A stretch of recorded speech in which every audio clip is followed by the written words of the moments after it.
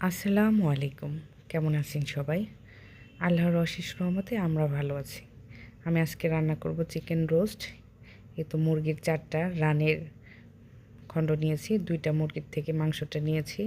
আর ঘরে থাকা যে উপকরণগুলো আছে সেগুলো দিয়ে আমি এই রোস্টটা রান্না করব। লবণ দিয়ে একটু ম্যারিনেট করে রেখে দেব। মাংস রেস্টে রেখে আমি পেঁয়াজের বেরেস্তাটা করে নেব।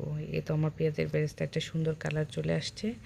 এখন এই বেরেস্তার তেলেই মুরগির মাংসটা ভেজে নেব। এটা আমি হাই হিটে রেখে, চুলার জালটা হাই হিটে রেখে ভাজতেছি, যাতে করে খুব দ্রুত কালার চলে আসে, মুরগির মাংসটা একেবারে সিদ্ধ না হয়ে যায়। বাকি যে ২ টুকরা ছিল আমি সেটাও ভেজে নেব। আর মাংস ভাজার পরে এই তেলে মশলার সমস্ত উপকরণ কষিয়ে নেব। পেঁয়াজের পেস্ট, যেটা রোস্টের গ্রেভি তৈরিতে কাজে লাগবে। পেঁয়াজ বাটাটা দিলে রোস্টের গ্রেভি একটু ঘন হবে, খেতেও ভালো লাগবে।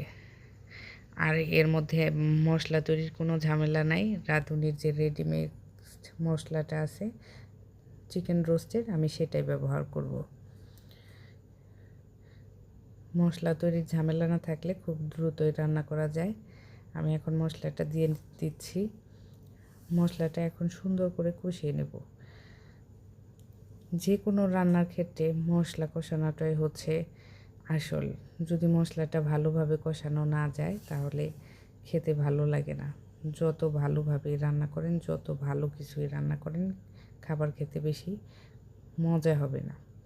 এখন এই মশলাটাতে তেল চলে আসছে। এ পর্যায়ে আমি ভেজে রাখা মুরগির মাংসগুলো দিয়ে সুন্দর করে কিছু সময় কষিয়ে নেব। মাংসটা কষানোর সময় আমি কোনো ধরনের পানি অ্যাড করব না, যেহেতু এটা ব্রয়লার মুরগি, এমনিতেই খুব দ্রুত সিদ্ধ হয়ে যাবে। আর কষানোর সময়ও যদি অতিরিক্ত পানি ব্যবহার করি তাহলে ওভারকুকড হয়ে যাবে, খেতেও ভালো লাগবে না। আমি এই মশলার সাথেই একটু উল্টে পাল্টে সুন্দর করে কষিয়ে নেব, যাতে মশলাগুলো মুরগির মাংসের ভিতরে যায়। ১ থেকে ২ মিনিট পরে পরেই আমি মাংসের টুকরাগুলো উল্টে পাল্টে দেব, যাতে নিচে না লেগে যায়। যেহেতু পানি ব্যবহার করি নাই, খুব দ্রুত লেগে যাওয়ার সম্ভাবনা আছে। আর যদি নিচে লেগে যায়, মশলাটা যদি পুড়ে যায়, তাহলে রোস্টটা খেতে মজা হবে না, তিতা লাগবে। এর কারণে একটু বারবার নেড়ে উল্টে পাল্টে মাংসটা কষিয়ে নেব। ৫-৬ মিনিট কষানোর পরে এরপরে দিয়ে দেব পানি, লিকুইড দুধ। আমি লিকুইড দুধের সাথে যেহেতু গুঁড়া দুধটা অ্যাড করি নাই, এই পর্যায়ে দিয়ে দেব ১ থেকে ১.৫ চামচের মতো গুঁড়ো দুধ।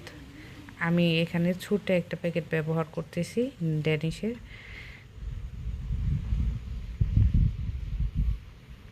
এই দুধটা ব্যবহার করার ফলে রোস্টের টেস্ট অনেকটা বেটার আসবে। এখন আমি এটা ঢাকনা দিয়ে ঢেকে ৫-৭ মিনিট কুক করে নেব।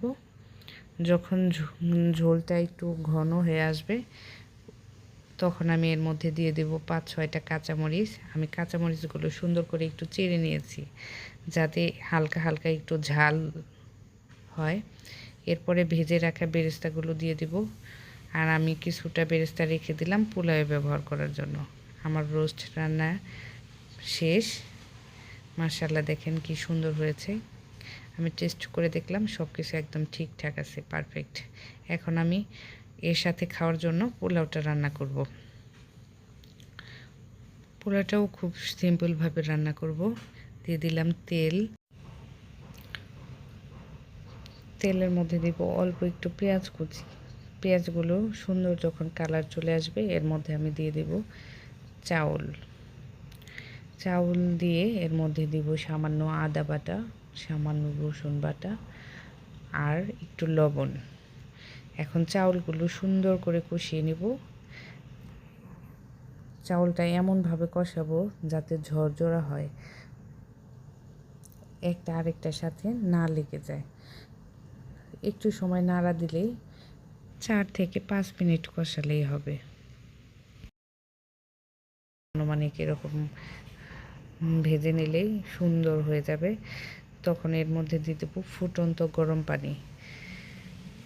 আমি যেহেতু এখানে 1 কেজি পরিমাণ চাউল নিয়েছি, এর কারণে এখানে 1.5 কেজি পানি দেব, ফুটন্ত গরম পানি। চাউলগুলো আমাদের নিজেদের চাষ করা, এগুলো যেহেতু এখনকার নতুন ভাঙানো, এর কারণে পানির পরিমাণ কম লাগবে। আর হালকা হালকা শক্ত ছিল, এর কারণে আমি ঢাকনার যে 2টা ছিদ্র ছিল সেটা মরিচ দিয়ে সুন্দর করে কভার করে দিয়েছিলাম, যাতে বাষ্প না বের হয়ে যায়। তো আমার রান্না শেষ। এ পর্যায়ে পেঁয়াজ বেরেস্তাটা দিয়ে অল্প একটু সময় ঢেকে রেখে নামিয়ে নেব। আমার মামুনিও খাওয়ার জন্য দাঁড়িয়ে আছে। রান্না করতে আসলেই সে বারবার প্রশ্ন করবে, মামুনি কি রান্না করো হয়েছে নে, মামুনি কি রান্না করো হয়েছে। বিসমিল্লাহ বলো মামুনি, বিসমিল্লাহ বলো। হ্যাঁ বিসমিল্লাহ। খাও, মজা হয়েছে? মামুনি কে খায়? আয়াত খায়। মজা হয়েছে? হ্যাঁ দাও, আম্মু খাওয়াই দিক। তুমি কি খাবে? আচ্ছা ঠিক আছে।